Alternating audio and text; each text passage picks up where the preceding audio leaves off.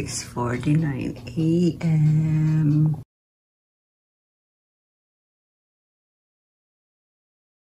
Isang kilo lang. Kasi ano din eh, syempre. Paborito niya yung baraka. Alam mo yung baraka, paborito niya. Tsaka yung isang isdang binili ko sa Tanawan, yung kulay parang yellow. Ano ba tat? Yung malaki. Paborito niya rin yun. Ano? Maya? Hindi. May pinili kaming dalawang isdang malaki sa sa Tanawan. Nalala mo yung itsura. Ano yung nabingwit ni Frank dati? Oo. Binili ko siya, ayaw yung maliliit na danggit. Kanino? Kay Ate Raquel? Sa San Fernando kami kanina. Nag-ano na ba kayo? Nagma-market na kayo? Ilang oras taon yun hanggang sa atin? Aba, lang yun? 5:30 kami umalis, kagabi, 5:30 ng hapon. Nakarating kami magte-10, pero kumain kami. Mga 9:10, gano'n. Ay, wala, lang? San Fernando lang. Di ba nung... Parang lang, no? Sambales, no? Kaya nga, di ba nung nandiyan tayo, sabi... Marami din yung beach, ang gaganda. Kaunti na lang, Ilocos na. Baguio na, malapit na rin sa Baguio. Parang yung pinata namin kung Nung kasal. Lalagpasan mo siya. Yung kasal ni Girlene. Lalagpasan mo kayo. Hindi pa ako nakapunta ng La Union eh. Kaya nga, nung umuwi ka, sabi natin doon tayo eh. Kayo lang yun noon. Kayo lang yung bumili kayo ng paso-paso, di ba? Uwi ka na sa Ilocos. Uwi ka na, Ipeng. So, ang susunod kayo na, aayusin na namin. Inaayos nyo na ba? Ano yun natin 6 months para 6 months siya dito.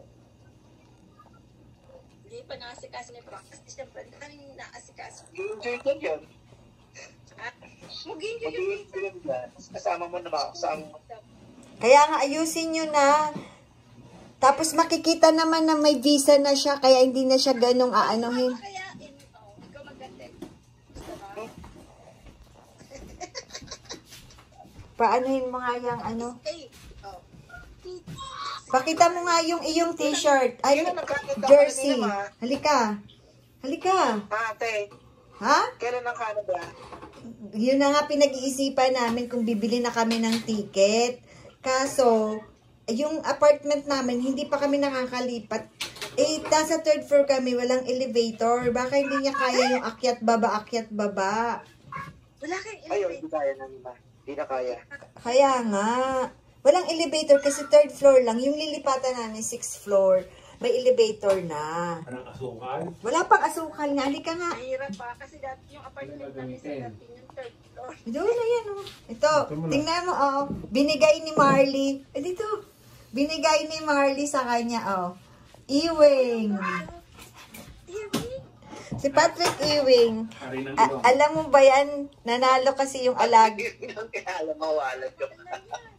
Ano? Oo nga. Mga koleksyon.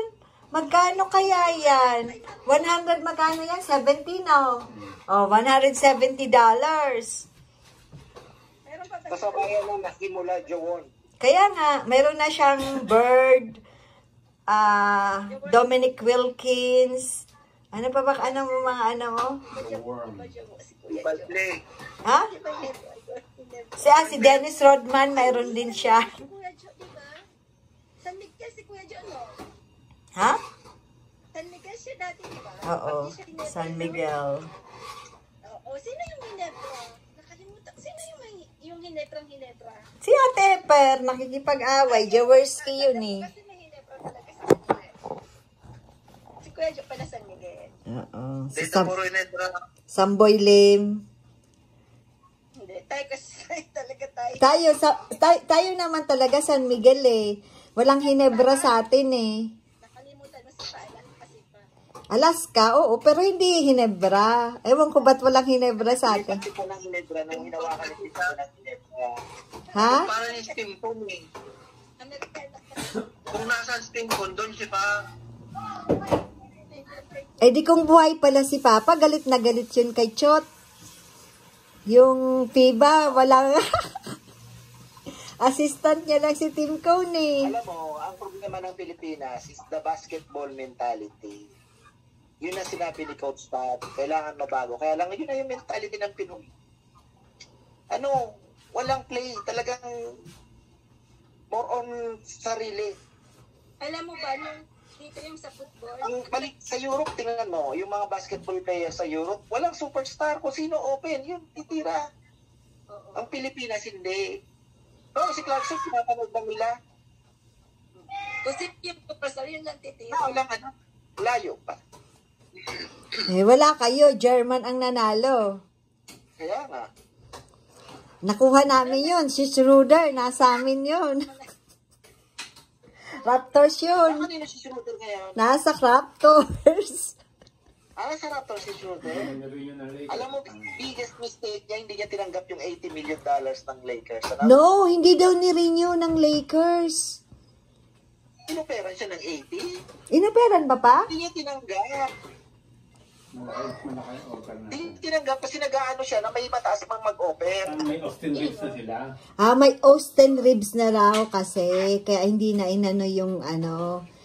Si Reeves. Pa nun dahil MVP? Hindi, yung una pa. Last pa. Nung nag-champion sila. Ay, hindi na, diba? Hindi na, ngayon hindi na ni-renew. Ang ina-open sa kanya ng Lakers noon. Hindi na ni-renew siya. Kasi akala may mas malaki ang mag-o-offer. Parang si Oladipo, hindi rin tinanggap yung ewan kung magkano ba yun. Oh. O ngayon, nasa amin siya. Ganyan talaga. Kaya yun. Ano, ayos na yan? Hindi pa yata gising si Bey, hingi ako ng tuyo. Ay, ako na. Hindi, wala ka, marami. Si Bey, siya na ang pinapagluto ko, mingi ako luto na. Kasi amoy kaya sa buong bahay. Ako Ito nagkaon kasi. Ha? Sabi ko sa'yo, bigod tayo dun sa Balangan. Si Bey ang marami. Himihingi lang ako kay Bey. Dami ni Be. Alam mo, isang malitang daing dala ni Adi. Puro kay Be. Gusto makita ko yun ha. Bas kaya nga yan, nilabas ko yung sukre. Nag-message na ako si Ate Pina sa'yo. Baka nasa filter messages, tingnan mo. Sige. Titingnan ko.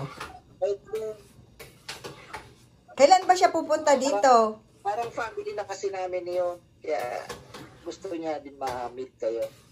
Sige. Okay, titingnan ko ngayon.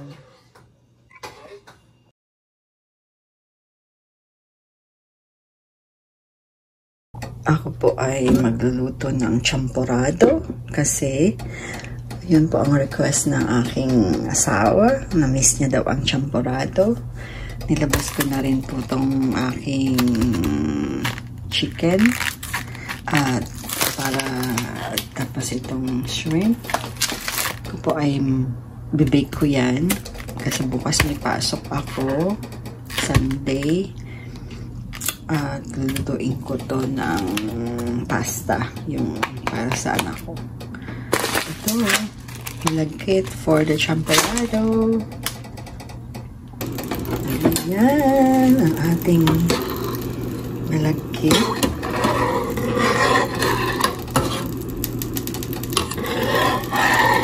Maliit lang po yan na pot.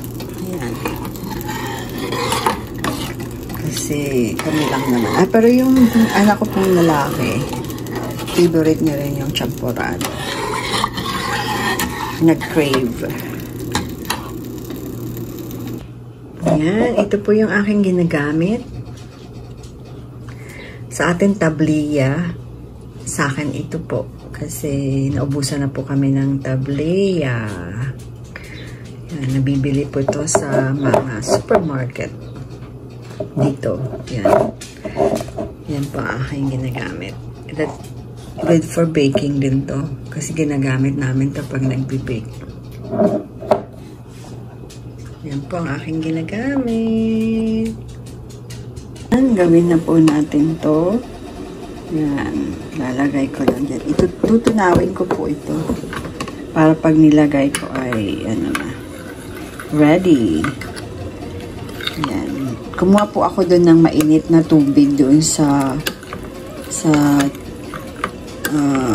niluluto kong champorado para mabilis siyang tunawin. Tapos lalagay ko na lang po. Yan. Kumukulo na siya. Pwede na nating ilagay. Yum, yum, yum. Tapos, wala akong tuyo. Tinext ko na po yung aking kapatid sa kabilang bahay. Kabilang apartment. Kasi siya ang madami. Sabi ko, pahingi ako ng tuyo kasi match to sa tuyo.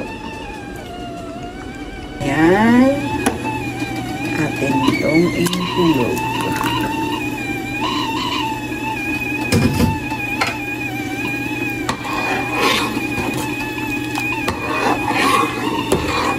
Yan. Antayin lang natin. At mamaya ay luto na to. Ka-chat ko lang si Ka-Farmer at si Ka-Bono. Babalikan ko po sila. Yan. Look, ang aking champorado ay ready. Naantay ko lang ang aking sister for the tuyo.